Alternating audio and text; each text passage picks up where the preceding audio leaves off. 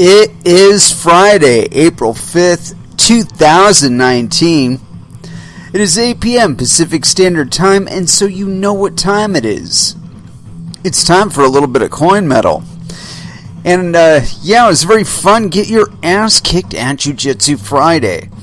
As far as like what we actually covered, I'm like drawing a blank now for a moment or two. I don't know what happened there. But we did cover some stuff for circumventing the butterfly guard. And honestly, I felt like the way that we were going about it, it needed just a couple little tweaks to work specifically for me. Like we were being instructed to grab the back of the shoulder, and like it's a really neat one. You know, it's like if somebody's got their hooks in, their butterfly hooks, and they got them on the inside of your thighs, and kind of holding in towards you.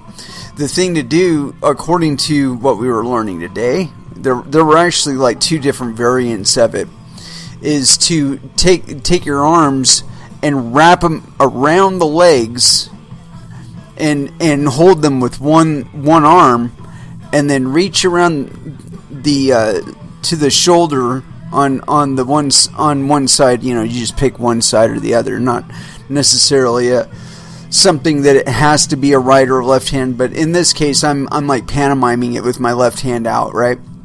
So you grab the back of the right shoulder and you whip your opponent around after you drop out one of your legs. Well, one of the things that I was having difficulty with was remembering to push my leg back. But what I found was that if I held the legs in really tight, I got a good grip on them, and I reached around and grabbed my opponent's collar and just pulled them into me just a little bit, that I was able to kind of pressure their legs out from in front of me instead of having to necessarily drop the leg out. Although I will say this, I can imagine where dropping the leg out would make it easier to get the legs around, because I did have a little bit of difficulty transitioning it a couple of times. However, I did notice that if I pushed in on my opponent a little bit while I was pulling on their on the back of their gi, and then just swinging it, instead of like doing an arcing motion with my arm, just bringing my elbow to my chest, bringing my elbow down to the side of my chest, that was enough to kind of pivot my opponent around to where their legs weren't in my way. And I can see in there a possible transition straight to a bow and arrow choke, honestly, just thinking about it now. But nonetheless, I found that just pushing forward on my opponent with my shoulder after I'd captured the legs and grabbed around the collar, that was enough to get to a full side control with my arm all the way up under their neck on one side and my hand down by their hip on the other. And so, that was the one that I seemed to have the most trouble with. Honestly, it was kind of difficult for me to remember to get my leg to straighten out at that point. So anyway, that's what we covered today. And then we did some sparring, just a little light positional sparring from the butterfly position. And my opponent was quite strong, honestly. He was really good at putting down a lot of my attack attempts too. If I would have waited just a little teeny tiny bit longer, I might have been able to sweep him this one time. But I hesitated, and I'd started the motion, and so I gave him enough time to readjust his position, so it wasn't something that he was going to be susceptible to again at that moment. But nonetheless, I held pretty well. I think he passed my guard once, and I think I passed his guard like 3 or 4 times. But I wasn't really pushing really hard.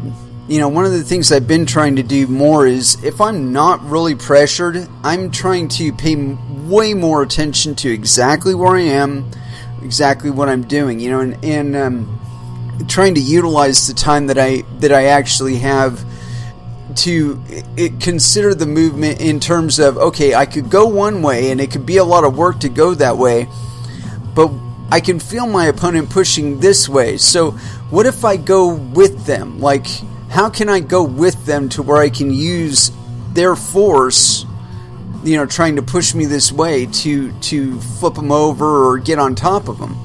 And so that was quite productive today, honestly. I think I need to be taking that kind of tack a little more to my jiu-jitsu, even in times that I'm a little more pressured, is really trying to find the time, to adjust my strategy as it's coming up, instead of just trying to drive something through. I mean, there was one time with the last opponent that I had where I let go of a shit ton of things. I mean, like 3 or 4 different attacks, because I knew that, yeah, I could hold on to it, yeah, I could endure it, but I'm going to waste a hell of a lot of fucking energy doing that. And so, like, is there something that I can do at this point, if I could, like, take up a guard position or whatever, that will, it may allow my opponent to adjust themselves into a better position, but not necessarily one that they're going to be able to tap me on. Like, at one point, I had allowed my opponent to take my back, but it was only because where I was completely intractable. Fortunately for me, I still had my butt on one of their thighs, so it was just a matter of getting that leg back out from under me, and I could have resumed the side control. But I needed them to move me to get me out of the position that I was in order to get to something that I wanted to do. And so that included, yeah, okay, I'm going to let him take my back. I've got my hand up on my ear. I got a pretty good defense in there for rolling into him. But anyway, the point being is that where I was is completely, I didn't really have a position that I could go to, or at least I didn't feel it yet, And so instead of really trying to exercise a lot of my strength, which is my primary habit of trying to that I'm trying to get over right now, I tried to give in to the inevitable and see if I could push it all the way through to something that I wanted to do. Like yesterday, I was rolling with a guy and I did something, and I can't even remember what the hell I did, but I literally managed to flip him over me. We were both on the ground, and I think I was in butterfly position, and he leaned into me, and I grabbed his collar at that point, and I think I had his armpit with my left hand too, and I pulled him in really tight, and then I just rolled back over my left shoulder and brought him with me. So yeah, I ended up on top. It was pretty cool. Anyway, let's go ahead and throw down into some music. And I think just this week, it might have been just this week or just today, or maybe it was just the last couple days. I don't know, but I know today was part of it. Fucking Ice-T has been lighting motherfuckers up on Twitter like left and right, just clowning fuckers. And so, I tweeted to him this, and it's because this is what it reminded me of, man. I mean, like I said, he's just mowing down motherfuckers all day long. So here it is: talk shit, get shot. First stance here on Coin Metal.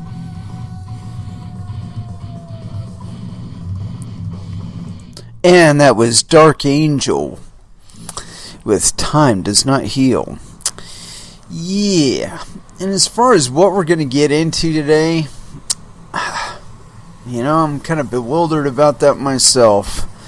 It just doesn't seem like the old Twitter feed was offering up too much fare. I actually had to dig up just a little bit to exert a little effort, just to try and find something worthy of discussion on this show today.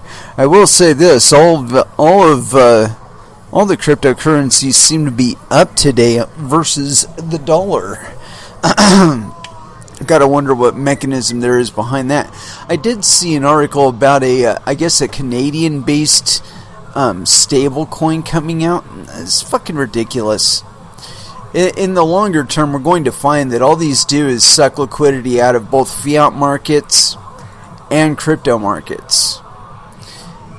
And it's really sad to me to see it go that way, you know. Anyway, let's go ahead and get into this article. I was referred to this by a gentleman from the old days, back when the rains were aplenty, the rains down in Africa, as some of us OGs know about. Anyway, got this article on Medium, and it's by Harry. Clearly from the picture and the name, yes, penis. And we do talk about watching out for your own bunghole on this show, so I got to assume that this is somewhat along those lines. Here it is. Be careful with your KYC documents. Stop handing out your information without doing your due diligence. And this is authored on April 4th, approximately 5-minute read. I'm sure we can get more out of it than that, but KYC is a process known as Know Your Customer.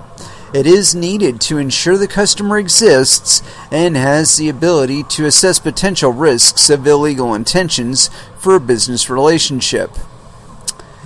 A lot of projects running a crowd sale require KYC, and you must pass before you are allowed to invest in the project.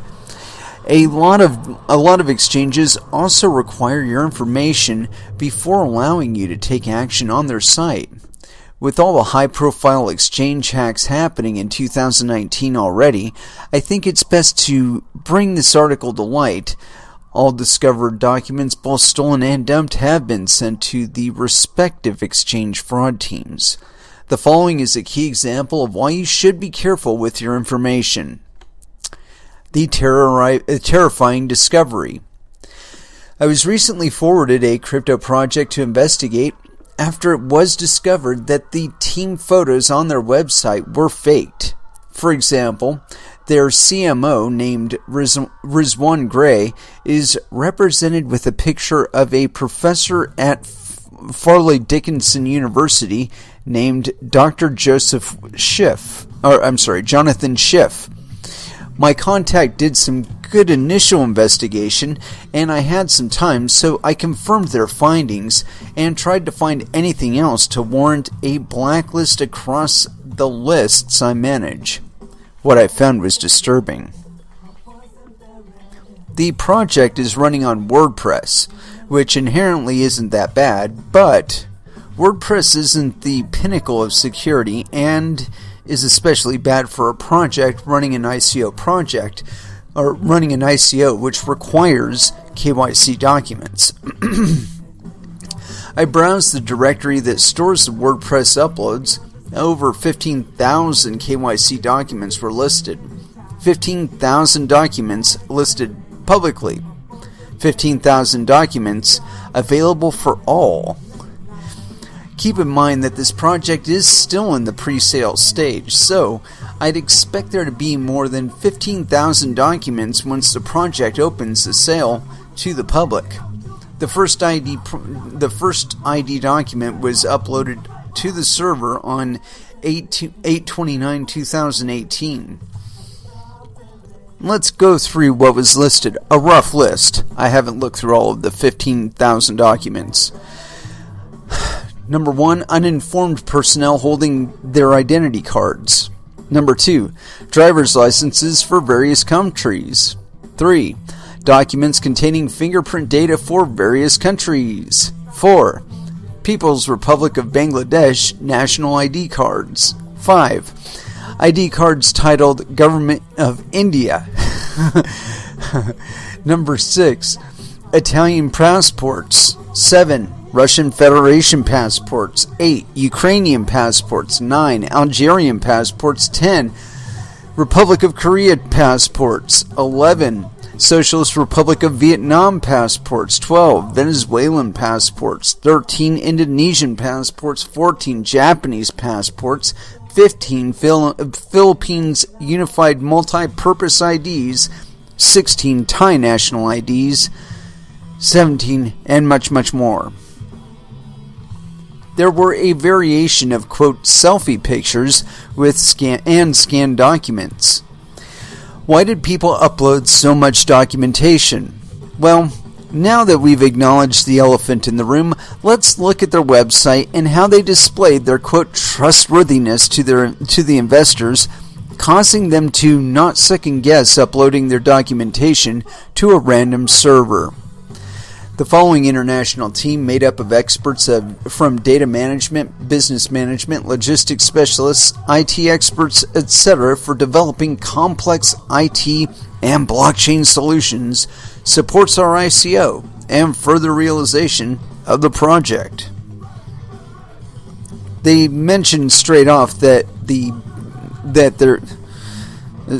bat that their team consists of experts within data management, which I suspect is a lie if they have open directories mismanaging such vital documents. Quickly register an account, complete KYC, and join airdrop to receive 2,500 tokens worth 0.175 ETH now.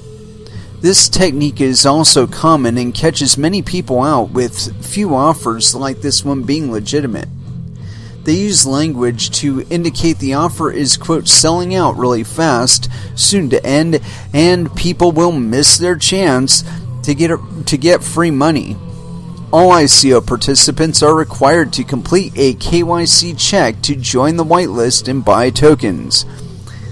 They make it mandatory to complete the KYC check just to participate in the crown sale.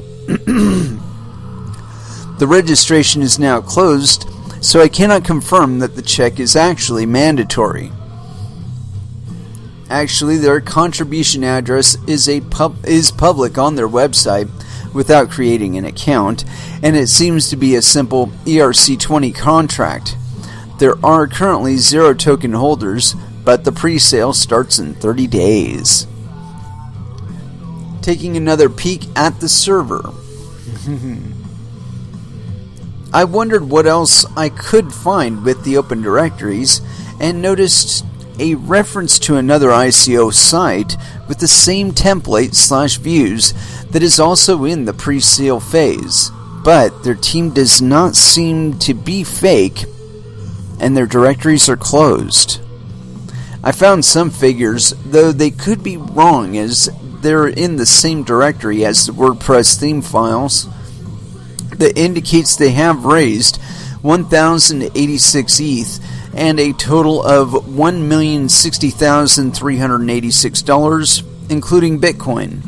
A few days later, they have now zipped the KYC data, and it is still publicly visible and downloadable. One-stop shopping, man.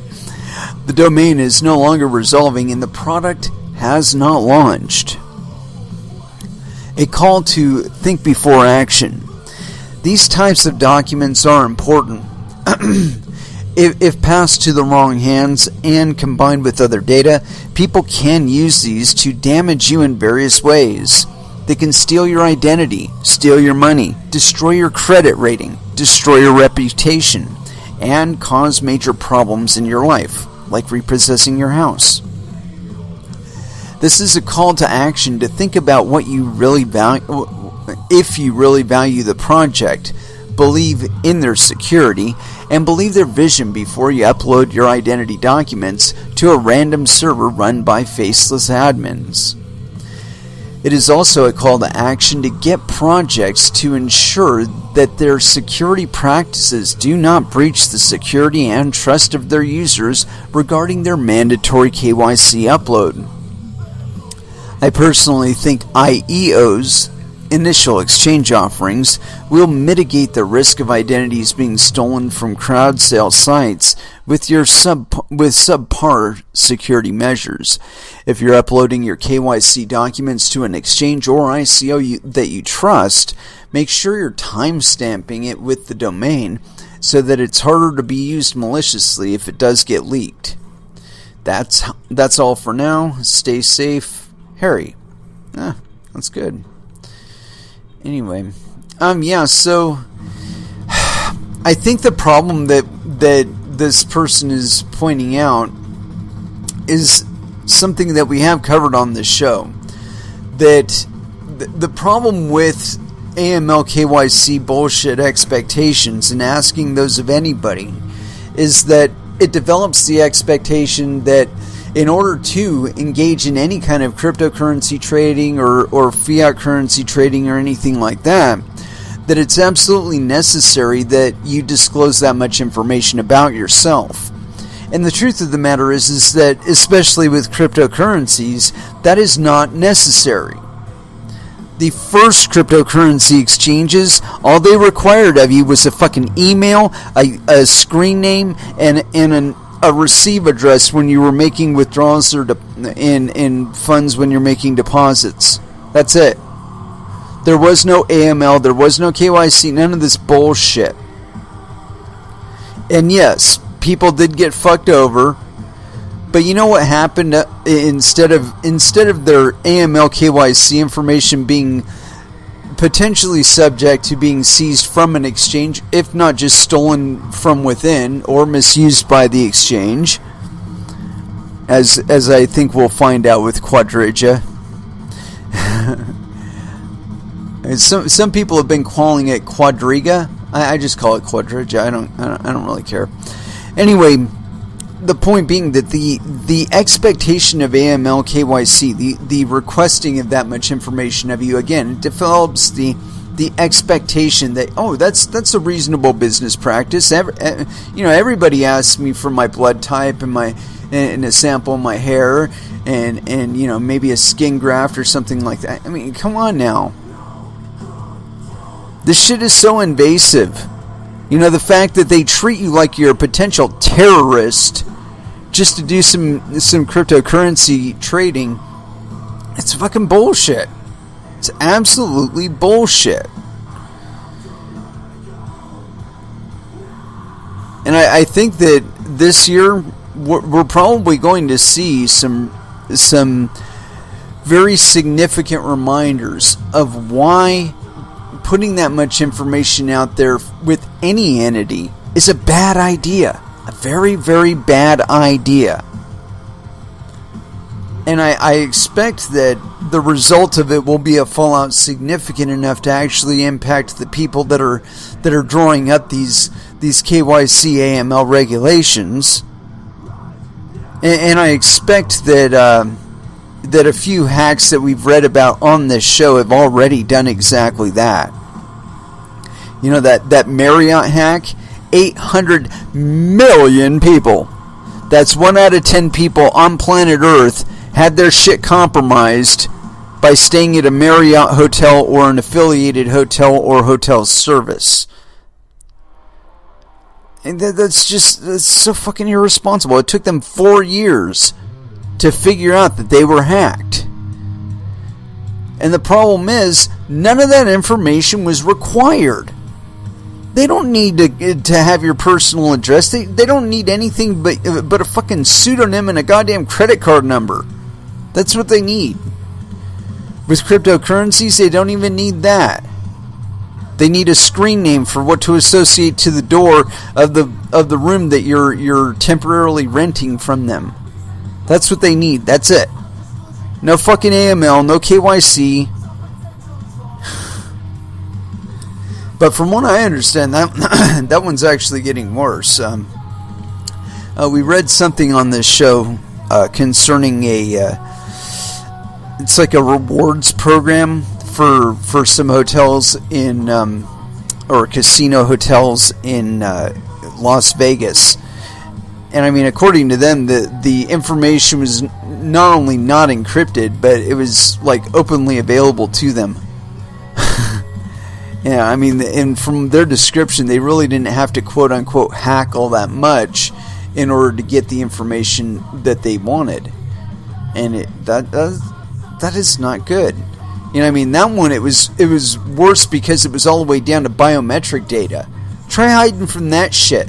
They got your, they got your fingerprint, they got your biometric data, they got your facial recognition software fucking registration, and they've got all that associated with your personal address, the routing number for your bank, your phone number, your email address.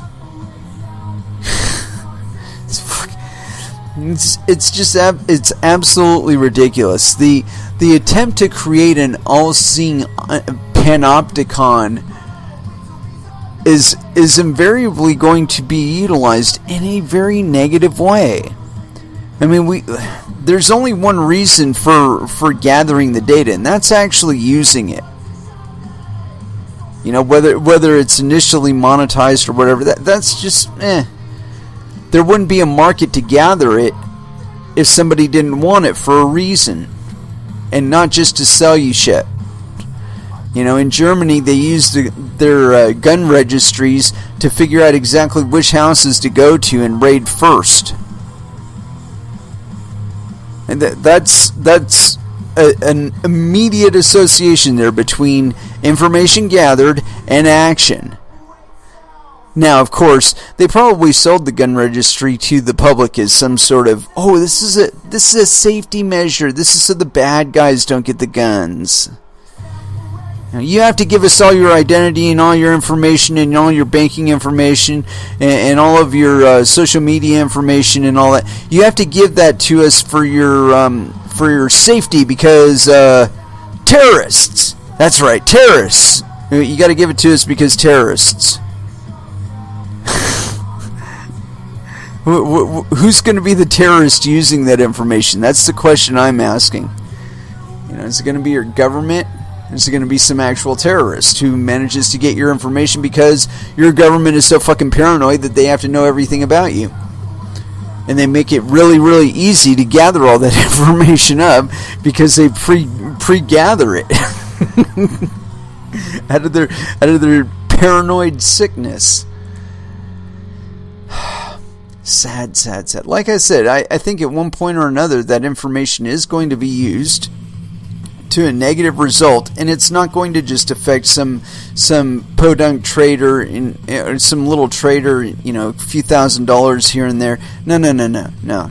It's gonna impact like one of the Trumps or Goldman Sachs or somebody really, really important, really, really rich. Is going to end up losing all of their fucking money in a very, very short period of time.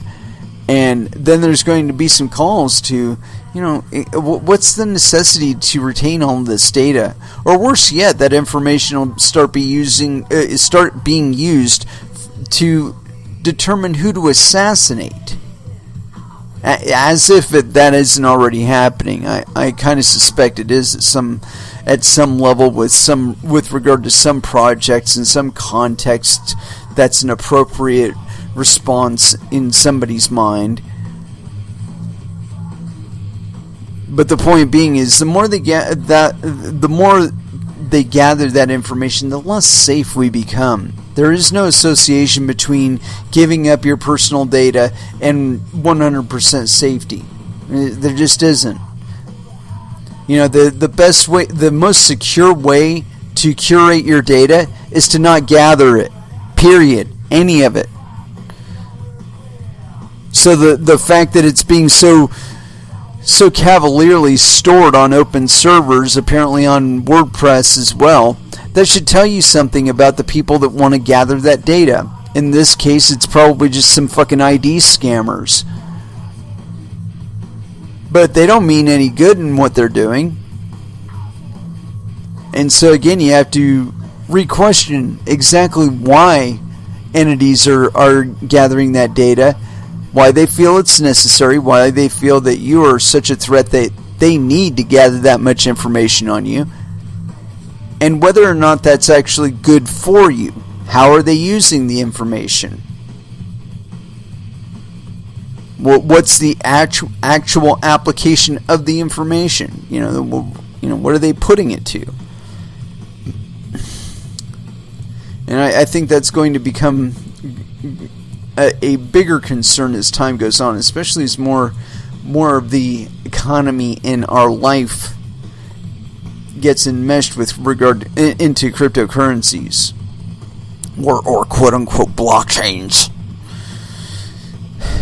I don't know. I still see a lot of people evaluating what's going on here solely by what they read on articles, and it's kind of sad to me because a lot of assumptions are being made that just aren't true. You know what I mean? Like, people assume that because certain changes have been made in, say, Bitcoin, that no additional changes can be made, or no better changes can be made, or no changes to the previous changes can be made, and that's just not true. Because we didn't always exist as we do today. There were changes made, and so there is a means to change things. And I think in the longer term, if it turns out that continuing to listen to Core with regard to what code implementations to run on your miners shows to be less and less profitable, you're going to deviate from that course. You're going to say, no, this isn't working for me. I'm going to try and mine bigger blocks.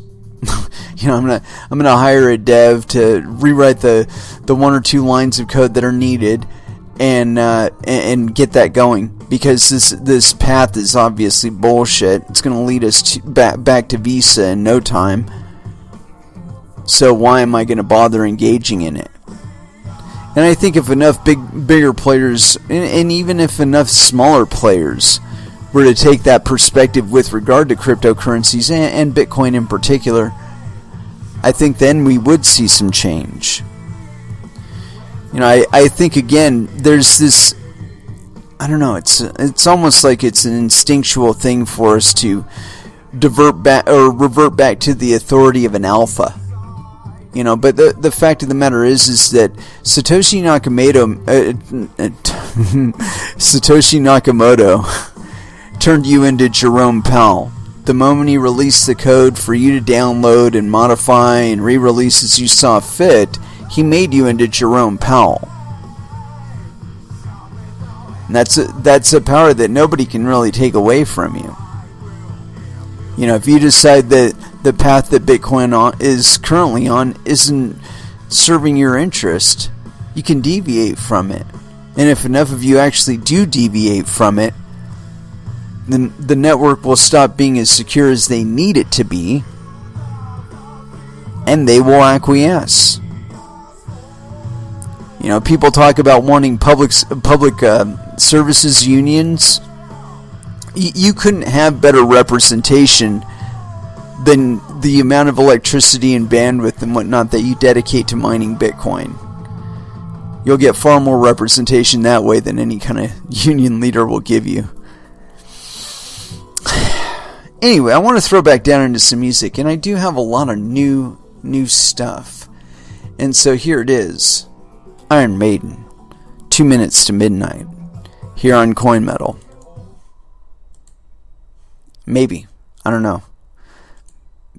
The application is kind of seizing on me. It does this when I add new stuff. Here we go.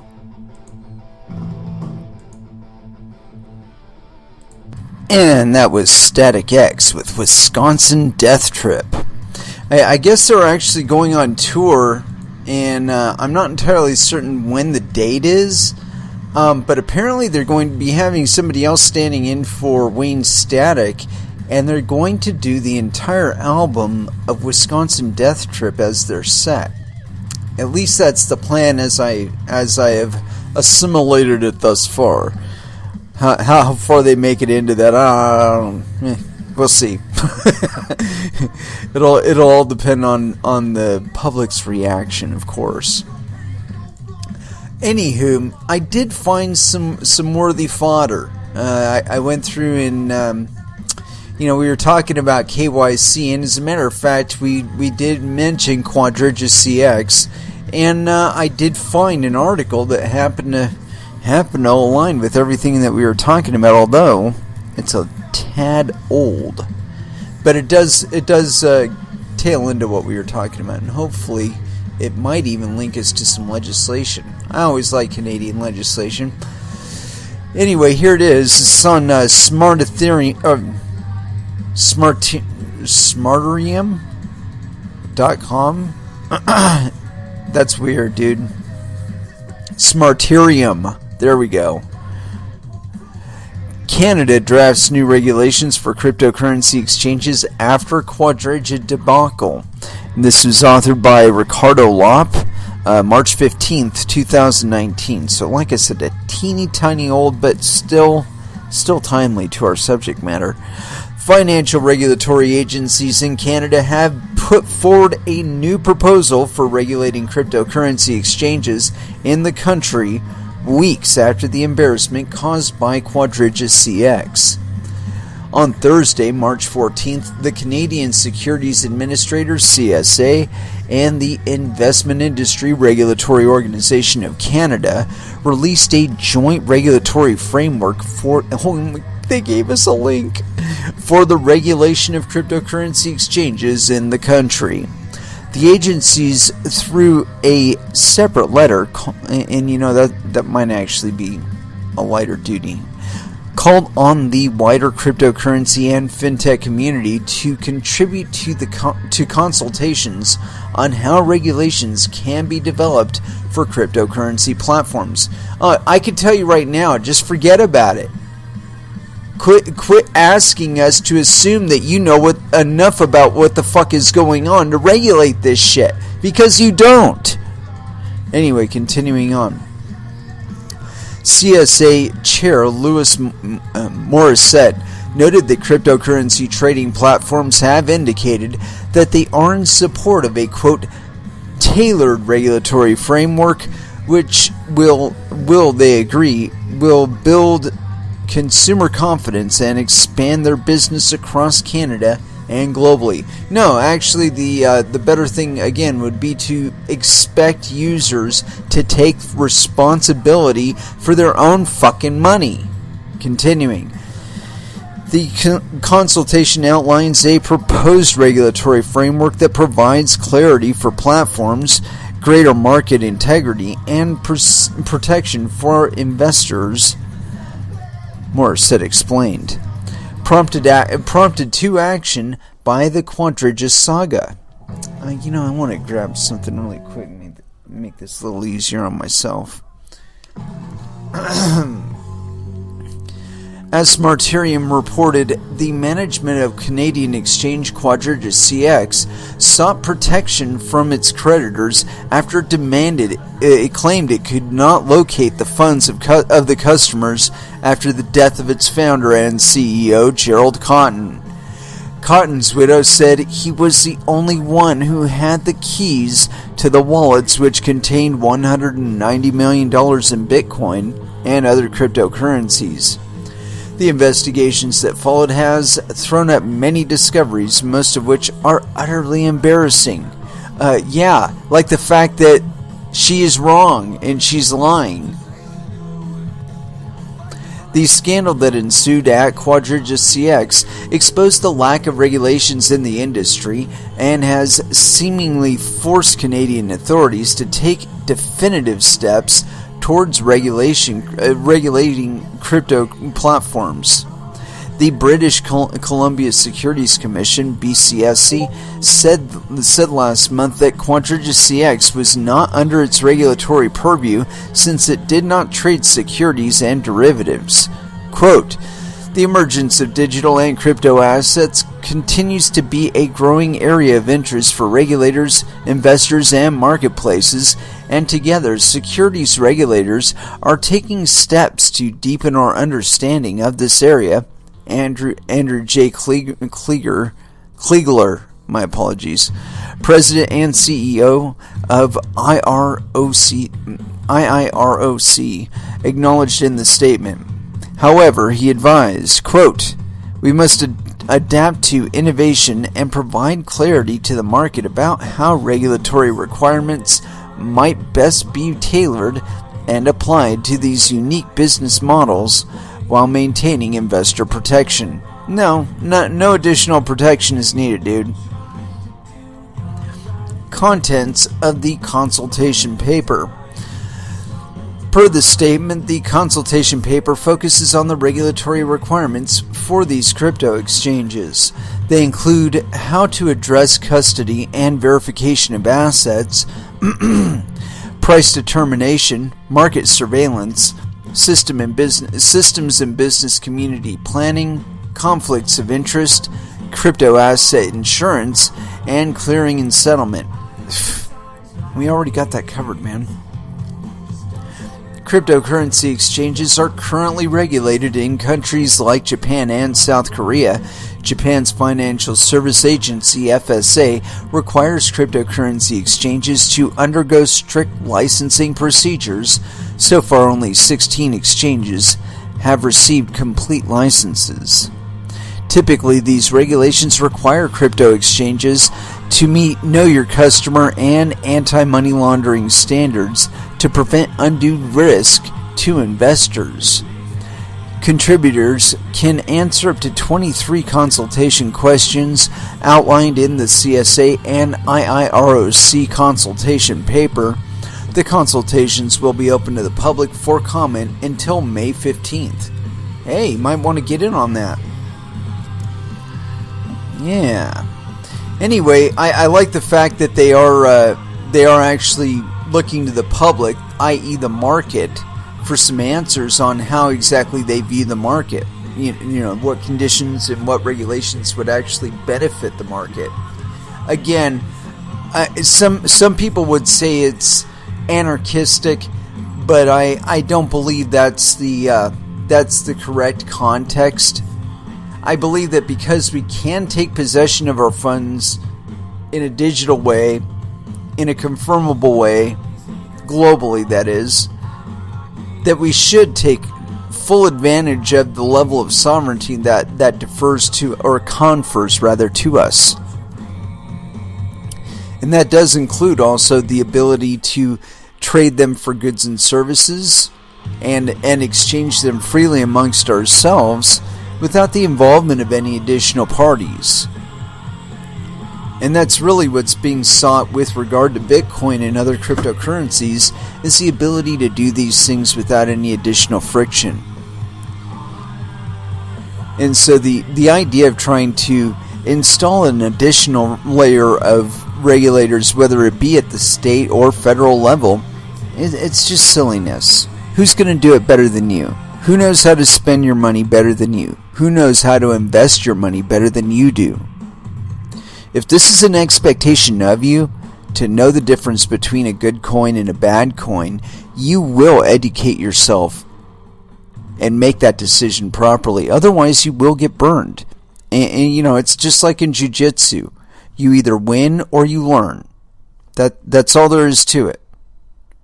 You know, there isn't a government entity out there that can protect you from the stupid fucking decisions that you make.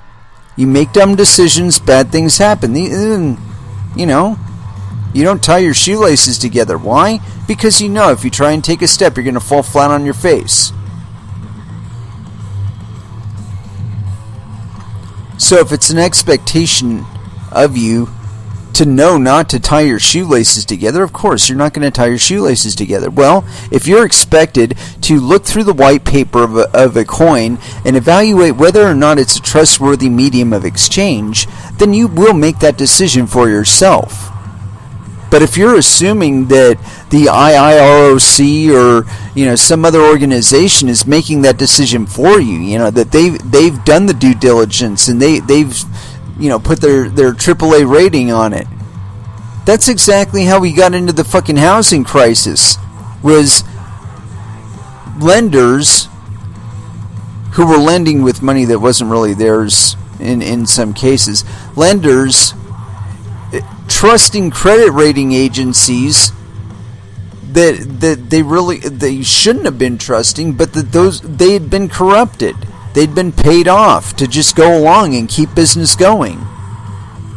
And so they gave ratings to securities and other lenders that they didn't deserve. And so, of course, the market overvalued them and everybody got fucked.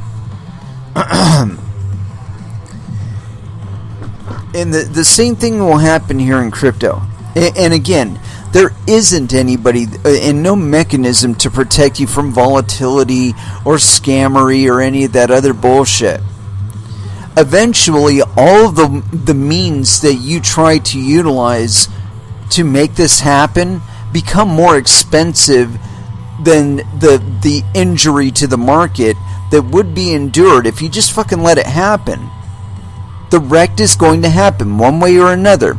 It's either going to happen because somebody lied to you and told you everything is cool, or it's going to happen because some regulatory entity or some supposed market authority or whatever told you that everything was cool. It's going to happen.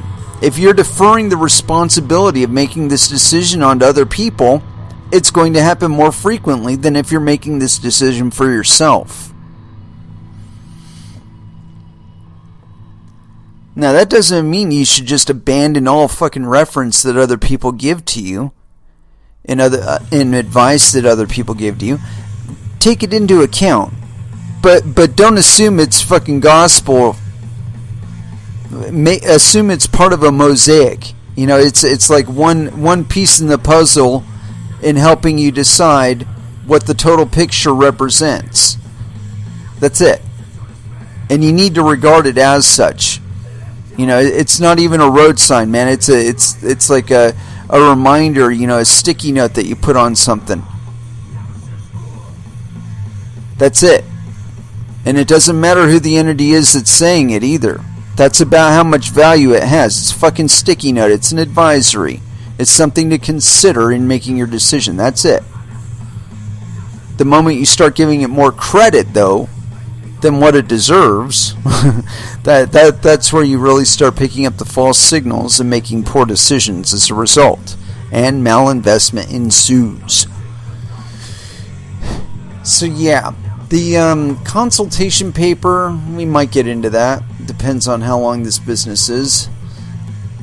Regulatory Organization of Canada consultation paper 21-402. It's about 28 pages. We may or may not digest it. I don't know. They don't look like too big a page.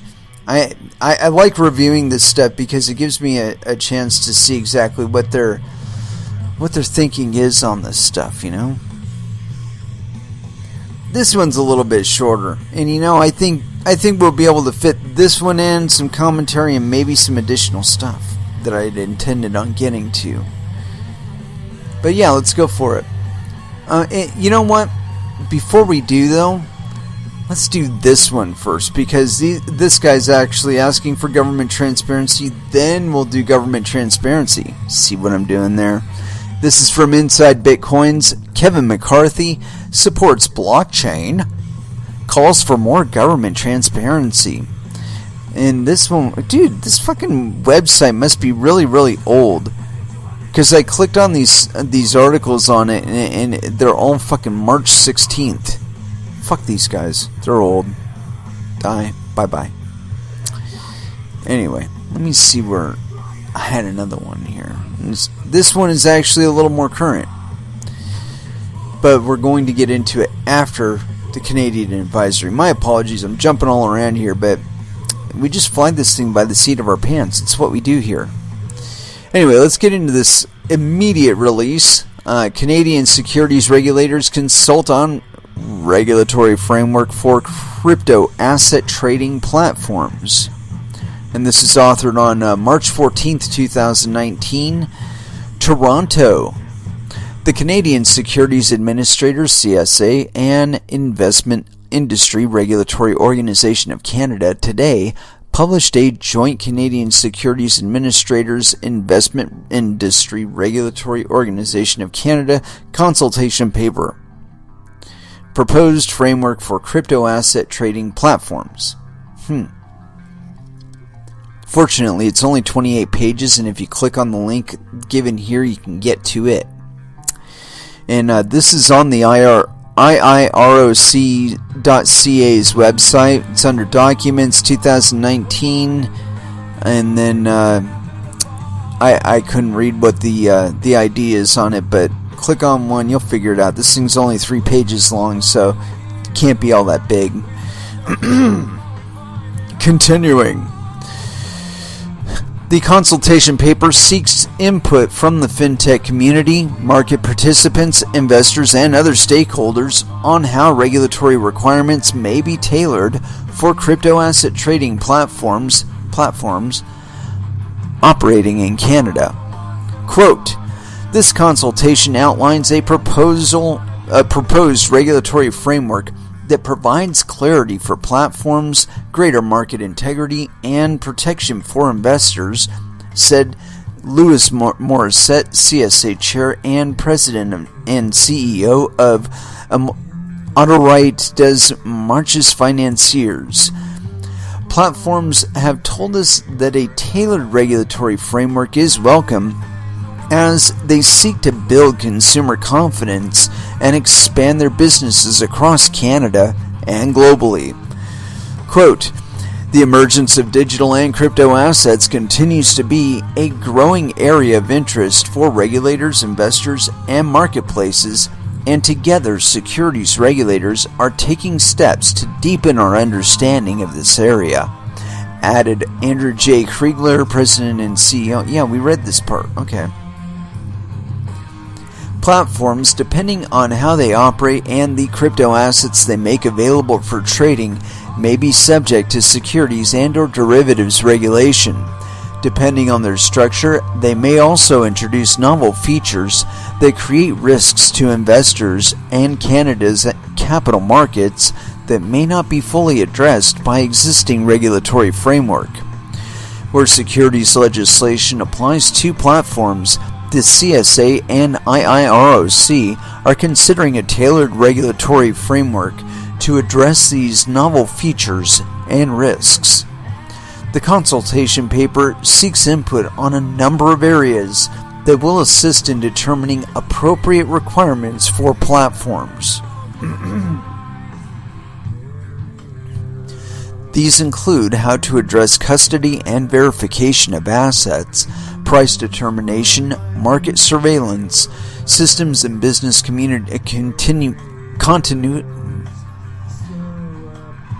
continuity planning, conflicts of interest, crypto asset insurance, and clearing and settlement. The CSA and IIROC continue to engage with international regulators about their approach to platforms and welcome input on a variety of regulatory approaches that exist in this area.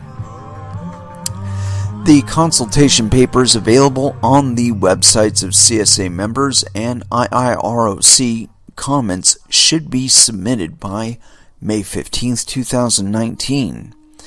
The CSA, the Council of Securities Regulators of Canada's provinces and territories, coordinates and harmonizes regulation for all in the Canadian capital markets. IIROC is the national self-regulatory organization that oversees all investments and investment dealers and their trading activity in Canada's debt and equity markets. Oh, well, you have no place in fucking cryptocurrencies then, dude. For investor inquiries, and it gives us a whole page of references. Okay, so it's not all that long, it's just a little reference. And I just got another Discord message. Oh, okay. Cool. Alright, yeah, I'll check that out soon. Anyway, so yeah, a little bit of dabbling in the regulatory framework, questions and answers and expectations and all that shit. If you are interested, I would suggest giving them some input. You know, I mean, they are making decisions based on all input, I'm assuming, and not just the information given to them by big ass banks. And that is appropriate, considering that it's not just big ass banks that are participating in these markets. You know, that is one of the good things about cryptocurrencies, is that they are pretty much ad hoc from beginning to end. and your decision whether or not you want to get into them, when you want to get out of them, which ones you want to get into, how you want to get into them, that's all up to you.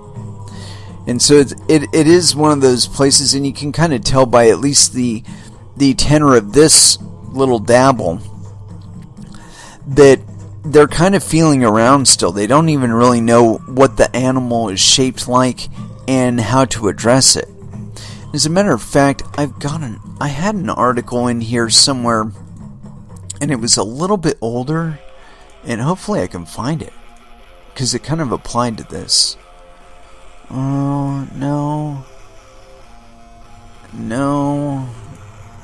Bloomberg Recent, no, that's not it. I was trying to look at I was trying to find some articles to get into, and that's one of the reasons I came across those several articles that were from fucking March 16th. Sounded really interesting, but a little bit too old for us, Anyway, let me get... Where is it? Ooh, BitThumb. It's interesting. Verblock, no. Darn it. I do have other articles. There was something I found in here, or on Twitter.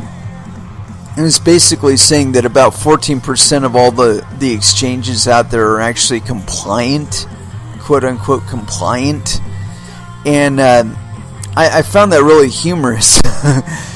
Just because it's indicative of how much actual compliance is necessary in order to have a market. It doesn't really take all that much, if any. Let me find this fucking thing. So KYC. Here we go. This was one I had intended to get into, and I want to get into for this episode, but I think there was an additional one that I wanted to get into before this. Constitution paper. No, we already got into that. We did that. No. Here we go.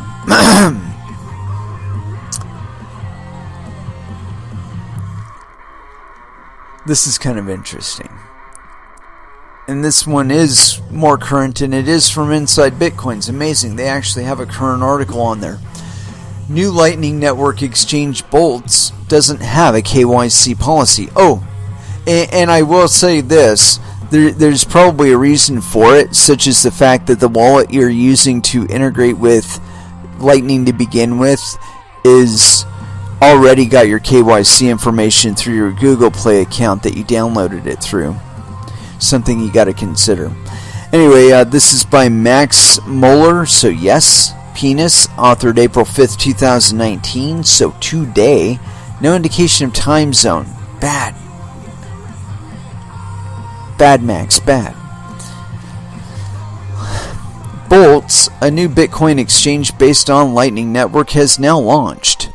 What's interesting here is the platform doesn't have a Know Your Customer KYC policy, meaning investors can anonymously buy and trade Bitcoin, reports Bitcoinist. Oh, no wonder it's somebody else's article. That's why they've got a current article on here. So let's read it from the Bitcoinist. Apparently, this was originally authored by Emilio Janus, or Janus. Either way, not the guy that we were giving attribution to previously. So there we go. Financial sovereignty uber alles. Trading shouldn't require an account. So claims the tagline of new instant account-free and non-custodial digital asset exchange Bolts. Well, that's 3 for 3 so far. And as you may have already guessed from the name, it also plays nice with Lightning Network. But account-free cryptocurrency exchanges are nothing new, I hear you say. That's right. But we are at risk of them becoming exactly the opposite, consigned to history. On the website, Bolt specifically calls out Shapeshift for its about turn on data collection last year, while introducing membership as a requested feature. It conceded that it would soon be mandatory, and that it did suck. Boltz points out that by creating an account on a KYC custodial exchange, quote, you are giving the government and anyone who can access that KYC data the power to not only know that you have crypto assets, but also to confiscate them during a trade. So, in bold letters, Boltz claims it, quote, does not and will not ever collect any data that could identify our users. Built on Lightning Network to build Lightning Network. While Lightning Network helps with scaling Bitcoin and provides faster and cheaper transactions, it does have its own challenges. Boltz therefore bridges the two layers with submarine swaps so that on-chain transactions work seamlessly in conjunction with LNs. The theory being that on-chain transactions can act as a catalyst to encourage the growth of Lightning Network. This would work by giving LN the escape velocity needed until the network effect overcomes issues with infrequent transactions and inbound capacities. In order to achieve trust minimization, Boltz uses submarine swaps to exchange coins between Lightning channels and the main chain. Testing 1, 2, 3. The platform is currently available for alpha testing, so limits are in place, but exchanges between Bitcoin and Litecoin are possible in both Lightning and non-Lightning flavors. One of the current benefits of this service is that it can provide inbound capacity on Lightning channels. According to acquiring inbound liquidity can be a hassle without making outbound transactions, especially for merchants. Lightning Labs' Lightning Loop provides a similar service, but without the graphic user interface of the new exchange. Another entrant in the category of Lightning-enabled account-free exchanges is Zigzag.io. Currently still in beta testing, it allows exchanges from Bitcoin Lightning to Bitcoin, Litecoin, Dash, and Ethereum and back. It also claims to support Bitcoin Cash, but that doesn't seem to be an available option. Payments are exchanged off-chain, but Zigzag hopes to implement atomic swaps in the future to improve trust minimization. My apologies. Whilst Boltz is still very much in experimental phase, like LN itself, it will be interesting to see if it achieves the stated goal of encouraging Lightning adoption. I think one of the things that we're going to see in the short term is that significant fees on the Bitcoin network for on-chain transactions are going to slow up adoption of quote-unquote Lightning and other off-chain options. Because they are still dependent upon on-chain transactions. All of them are. And so invariably, they are going to experience that additional friction when the price for a Bitcoin transaction on chain goes from $2, which it currently is from what I understand, and $5, $10, $100, $1,000, $10,000. Continuing,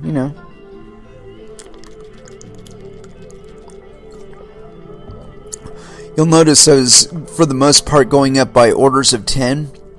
That's because that's exactly what Bitcoin did when the price went up $1,000. The fee rate went up 10 times. So figure that for every $1,000 it goes up, it'll go up 10 times, or might go up 10 times.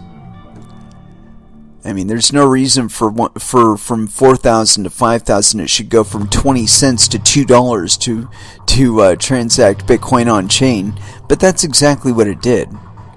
If you look at the transaction volume, it's going up quite a bit. Suddenly having Derived sucking up 40% of the block space isn't all that wonderful a thing, is it? Anyway, this is where I'm going with it. Austrian economics minister: we do not need regulation for blockchain. This is by Anna Alexandra. This is authored not 46 minutes ago, although it's telling me that it is. This is on April 2nd, 2019, so Sunday probably. Austrian Minister for Digital and Economic Affairs, Marguerite Schramboek, said that, quote, we do not need regulation for blockchain. Cointelegraph auf Deutsch reports on April 2nd. Schramboek, who previously you know what? Let me see if this link right here goes to the originating article. No, it just goes to Cointelegraph. So apparently it was on Cointelegraph. Maybe it'll give us a link at the end. Let's see here. Voting, currencies, damn it, Jim. Anyway, continuing. Schramboek, who'd previously served as CEO of major Austrian fixed and mobile network operator A1 Telekom Austria, delivered her comments. There it is. Maybe. Yes. Let's go with Google Translate here, because that's what Google is good for, translating shit. And translate. Go. Let's see. Google Translate. Web page. And translating. This is the original source. That's why I'm going through all this trouble. Economic Ministers Schramboek: we do not need regulation for blockchain. And again, this is authored April 2nd, 2019 at 14:23. This is by Sarah Gracel. So no penis. Quote, I love the idea of conducting blockchain voting, said Aaron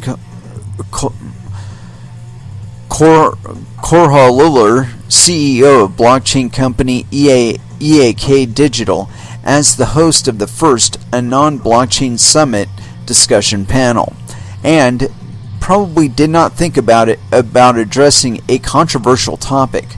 With his guest, Minister of Economic Affairs Marguerite Schramboek, Joseph Vasak from European Commission, and Marta Piekarska from Hyperledger, he discussed, quote, the role of government in the age of blockchain. Settling elections via the blockchain is not on the political agenda in Austria or the EU. Quote, we should not dictate to EU member states how to hold elections, Vasak said. He also expressed concern that technology might make the electoral process too complicated for some sections of the population. Keyword, digital literacy. Blockchain too immature for tricky topics. That's bullshit. We trust it with our money. Piekarska sees another problem. Elections are a hugely sensitive topic. If even a small thing would go wrong with a blockchain-based system, it would be a big scandal and probably the end of the experiment. She therefore advocates first ripening the technology and testing it more often in other applications before it would be used in such a sensitive area. Economic Minister Schramboek agrees, quote, we must first build trust in technology and skills. Europe has a strong tendency to over-regulation. Whether it also needs a stricter regulation, a question that led Schramboek to plead for greater liberalization. Quote, Europe has a strong tendency to over-regulate, said the minister, who was former head of the A1 Mobile Communications. Quote, and then we are surprised that there are no European companies in the top 10 worldwide.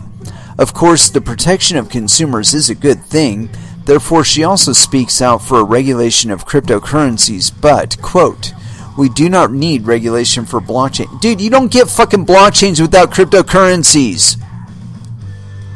The strength of European companies lies above all in the B2B sector, where blockchain can be even better. Schrambach and Piekarska agree on this as well. Quote, "We do not need to regulate technologies such as machine learning or C++, interjects the blockchain expert who works as director of ecosystem for Hyperledger. Hyperledger is a platform that enables the use of blockchain technology in enterprises. The open source blockchain was founded by the Linux Foundation and is supported by IBM, Intel, and SAP." Yeah, in other words, it's big rich people saying, yeah, don't regulate us, regulate those little people that are making monies of their own. Blockchain is intended to reduce bureaucracy in Austria. In Austria, Schrambach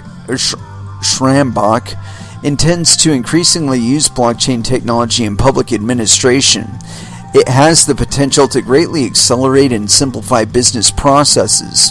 In concrete terms, the transfer of information from companies to ministries could be simplified in Austria. Companies only have to enter their data once using the, quote, once only principle, that is, when they are requested by an authority for the first time. Secured with the blockchain, this data could be easily shared with other authorities if the company wants it. Yeah, this basically means creating a panopticon where your every action down to the single transaction of a Satoshi can be scrutinized by some overarching authority. And that's not really the intended use of cryptocurrencies. However, we are going to find out that this principle of collecting data and what uses it's actually put to is going to result in negative things. And this idea that you're going to be maintaining blockchains that are gathering data on pretty much everybody down to the Satoshi or Militoshi or whatever the fuck, that's going to create significant honeypots of data that people will use in illicit and negative manners. Ways that you never intended for them to use it in, but will be used in nonetheless. Such as selecting which house to drone or something like that. And we are going to see it. You know, that's one of the downsides about things being open source. Things being open source, whatever can happen will happen, whether or not you actually want it to. And I really laugh about this. You know, it's one thing to give it a try. It's another thing to jeopardize a whole bunch of people's data and money in the attempt of doing it. And I really think that is the greater danger that we are going to see here, is that this information is going to be utilized in very negative ways. And IBM and Intel and SAP in their little blockchain, I think that they're going to find in the longer term that it doesn't matter that the Linux Foundation and all these guys are involved in it. That it will get hacked, especially if there's a significant amount of money or sensitive information tied up in it. All it takes is for the incentive to break it to become more than maintaining it. If only SAP, the Linux Foundation, Intel, and IBM are involved in maintaining the blockchain, that's not the planet. You got the rest of the planet targeting it like it's a building. It's got a geographic location. It's got geographic dependencies. It's got attack surfaces. And all it will take is for enough significance of the information involved, you know, encrypted or not, it's not going to fucking matter. If the incentive is high enough, people will break that shit trying to get to the cheese. That's just how people are. And 9 times out of 10, it'll be something from inside. You know, it'll be Intel or IBM or SAP or the Linux Foundation or a member of these organizations or a person involved in these organizations or with them compromising their systems. And there you go. Everybody's shit is compromised. At least everybody that's contributing data to these databases, whether or not they know they are. That's the bigger danger, is that you could be giving information unknowingly, very sensitive information about yourself and your finances, and so what? It's IBM that you're trusting with that data. It was a high enough concentration of data to incentivize somebody to hack it. You know, that's all that's needed, really. You know, the incentive has to exceed the value of security, and there you go. And I can't say it enough. I really can't. You know, I can't enunciate the significance of that. And it's because, in all honesty, it's where most organizations fail. It's where the fail is experienced, like BitThumb. You know, them being hacked, that's not a new thing. And as wonderful as Japan tried to be about regulating them, the FSA tried regulating them, tried calling them in and saying, hey, yo, you guys aren't passing our security audits, and you haven't passed our security audits for the last 60 days. You might want to get on that. Day 61, they got fucking hacked. And lost about, what, like $2 million, $2 billion. I forget how much it was, but it was a significant chunk of change. But here again, they were warned. Not once, but twice before they were hacked. By the FSA, which is a government entity, a bureaucratic government entity, notified them. So they probably knew like a year beforehand, and they were probably notified by some white hat hacker, some 14-year-old in Uzbekistan that was thoughtful enough to indicate to them, yo, your shit is broke. And they disregarded it back then too. So again, trusting entities, even if they do have the government seal of approval, is not good enough. You know, most of the organizations that have experienced hacks, they had all kinds of certification, man. They had a fucking bit license in at least one case, I'm sure, and it didn't matter. I don't know. Maybe that's one thing that hasn't happened yet, is an organization that has a bit license through the NYDFS that hasn't been hacked yet. I don't know that. I don't know. I think maybe Coinbase, you know, maybe they might have experienced something. It really depends. You know, it's not like something that they would be really open to admitting, right? If somebody hacked Coinbase and stole all the money, holy shit. Of course, you wouldn't know it until you started having issues with regard to trying to withdraw your money. But it probably wouldn't be because the NYDFS issued some advisory or some shit like that beforehand, or at least not before everybody had an opportunity to get their money out, or at least everybody that mattered to them. No trust to be found out there. That's exactly why Bitcoin exists. It was meant to be trustless. It's because people will try and get that cheese without running the maze. It's what people do. Anyway, let's go ahead and throw back down into some music. And I'm feeling the need for some Pantera. So here it is. Mouth for War. Here on Coin Metal.